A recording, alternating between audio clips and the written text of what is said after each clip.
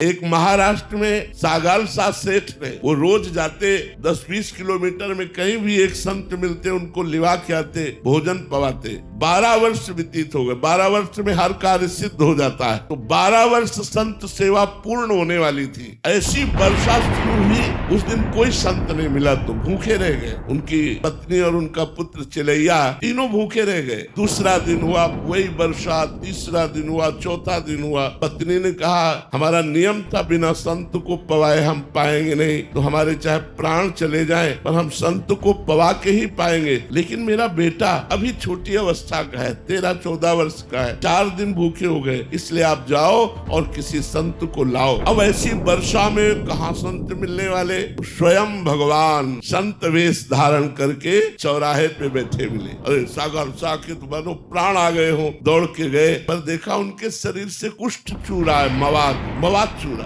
पर तिलक लगाए हुए संत वेश में साष्टांग दंडवत किया। कहा भगवान हमारा व्रत था, बिना संतों को भोजन पवाए हम पा नहीं सकते। 4 दिन हो गए, हमारे परिवार में किसी ने जल भी नहीं पिया। आप चलें और प्रसाद पाए और हमारे परिवार के प्राणों की रक्षा हो जाए, हमारे नियम की पूर्ति हो जाए। उनका हाँ चल सकते हो, लेकिन मैं चलने लायक नहीं हूँ, मुझे कोई अपने कांधे पे ले चले। तो उनका आओ प्रभु मेरे कांधे पे बैठो। उनका नहीं, एक आदमी तो मक्खी उड़ाने के लिए चाहिए ना, अपनी पत्नी को लिवा के लाओ। गए घर में पत्नी से कहा, पत्नी आई, जे ही वो बीभत्स रूप देखा, यहाँ घाव मवाद चूरा है। और उसके मन में आया नहीं संत के प्रति दोष दर्शन नहीं करना, मुझे संत सेवा करनी, इसलिए बैठा ला। अब वो इतनी दुर्गंध भगवान ने बढ़ा दी कि दोनों पति पत्नी छोड़कर भाग जाए, लेकिन गोविंद गोविंद गोविंद एक एक कदम भगवान नाम जप करते हुए घर पहुंचे। उनको स्नान कराया, चंदन लगाया। तो उन्होंने फिर खीर